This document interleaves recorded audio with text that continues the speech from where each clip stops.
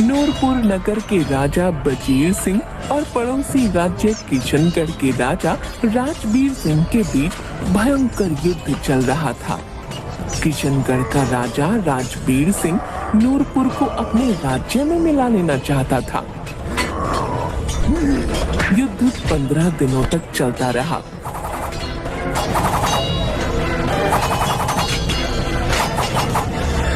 सैकड़ों सिपाही मारे गए, लेकिन अंत में राजबीर सिंह को रणभूमि को छोड़ भागना पड़ा और बजीर सिंह इस युद्ध में विजयी हुए। लेकिन युद्ध में अधिकतर राजकोष खाली हो चुका था और धनापूर्ति के लिए चिंतित बजीर सिंह की तबीयत बिगड़ती जा रही थी। बजीर सिंह अपने महामंत्री से, महामंत्री जी, हमें धन की बहुत जरूरत है। इस युद्ध में हमारा बहुत नुकसान हुआ है। सारा राजकोष खाली हो चुका है। हमें जल्द से जल्द धन की व्यवस्था करनी होगी। हाँ महाराज, हमें इस विषय पर सोचना होगा, क्योंकि जब तक धन की जरूरत पूरी नहीं होगी तब तक राज्य का कार्य चलाना मुश्किल होगा। महाराज, आप अपने पुराने महल में छुपे खजाने को क्यों नहीं निकलवा लेते? महामंत्री जी, आपको तो पता है कि उस खजाने तक सिर्फ वही इंसान पहुंच सकता है जो ईमानदार, निस्वार्थ और उसके साथ साथ बुद्धिमान भी हो। जब भी कोई उस पुराने महल में गया है, कभी वापस नहीं आया है और ये बात गांव के लगभग सभी लोग जानते हैं। और ऐसा कोई व्यक्ति नहीं है जिसके अंदर लालच ना हो, और आज के समय में ऐसा व्यक्ति मिलना असंभव लगता है। आप मुझे कुछ दिन का समय दीजिए, मैं ऐसे इंसान की जरूर तलाश करूं। महामंत्री ये जानते थे कि उस पुराने महल में जाने के लिए हिम्मत के साथ साथ हौसला भी चाहिए, और ये दोनों चीजें हमारे सैनिकों में नहीं है। महामंत्री ने बहुत ढूंढा, पर कोई भी ऐसा व्यक्ति नहीं मिला जो उस महल में जा सके। महामंत्री परेशान होकर बैठ जाता है। क्या करें? कोई भी ऐसा व्यक्ति नहीं है जो उस महल से खजाना ला सके।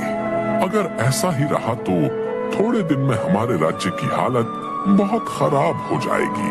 कि तभी उसकी नजर खेत में काम कर रहे एक व्यक्ति पर पड़ती है। चलो इसे भी जांच लेते हैं।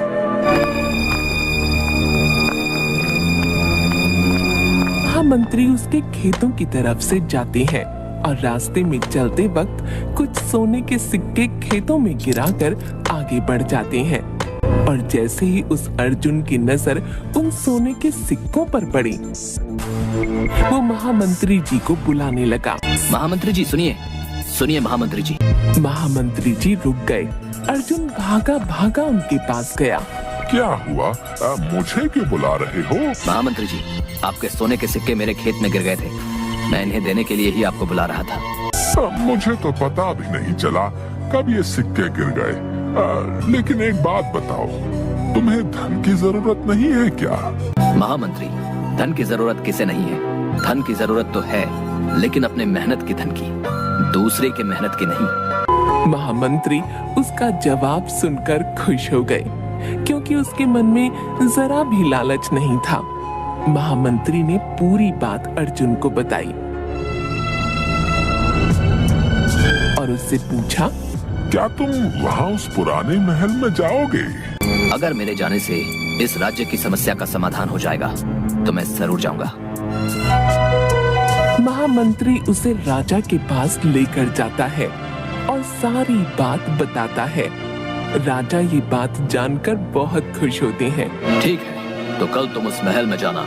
महामंत्री, इन्हें पुराने महल जाने के लिए रास्ता बता दो। जी महाराज, मैं अभी बता देता हूँ।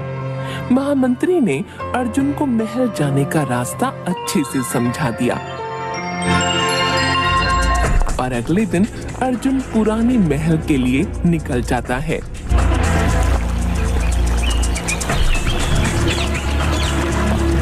और बहुत दूर चलने के बाद वो महल पहुंच जाता है।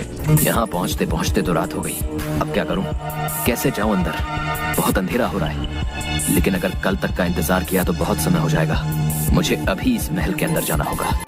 यही सोचकर अर्जुन महल के अंदर जाता है तो देखता है चारों तरफ बस अंधेरा ही अंधेरा था। उसे कहीं भी सोना तो क्या, सोने का नामो निशान तक दिखाई नहीं दे रहा था। वो बस चलते जा रहा था। वो थोड़ा आगे बढ़ता है, तभी उसे वहाँ 2 दरवाजे नजर आते हैं। अब कौन सा दरवाजा सही है? किस दरवाजे में जाऊं? अरे ये क्या, इनमें तो ताले लगे हुए हैं। इनकी चाबियां किसके पास होंगी? अब अर्जुन इधर उधर चाबियां ढूंढने लगता है। तभी उसे एक आकाशवाणी सुनाई देती है। अगर तुम्हें सही दरवाजे की चाबी चाहिए तो तुम्हें मेरी इस पहेली का जवाब देना होगा। बताओ, वो कौन सी चीज है जो उजाले में दिखती है, काले रंग की होती है, लेकिन अंधेरे में छुप जाती है? अर्जुन परेशान हो जाता है और कुछ देर दिमाग पर जोर डालने के बाद कमरे में इधर उधर घूमने लगता है और अचानक से उसे जवाब याद आता है। ऐसी तो दुनिया में बस एक ही चीज है, और वो है हमारी परछाई। बहुत बढ़िया। इतने अंधेरे और अकेलेपन के बावजूद तुमने अपनी बुद्धि को संयम में रखकर जवाब सोचा। ये सच में काबिले तारीफ है। चलो, तुमने इस कमरे में जाने का पहला चरण तो पार कर लिया। बाएं हाथ के दरवाजे के पास जाओ और ध्यान से देखो, ताला खुला है। अब जैसे ही ये दरवाजा खुलेगा, तुम्हें एक बड़ा कमरा दिखाई देगा, जिसके एक शोर से दूसरे शोर तक जाने के लिए तुम्हें कुछ कठिनाइयों का सामना करना होगा। कठिनाइयों से तुम्हें गणेश जी ही बचाएंगे। अगर इस परीक्षा में तुम सफल रहे तो अंत में तुम पूज्य महात्मा के कक्ष तक पहुंच जाओगे।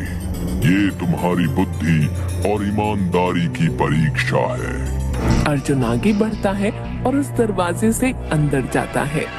वहाँ उसे महल का एक बड़ा कमरा दिखाई देता है और ठीक कमरे के दूसरी तरफ एक और दरवाजा।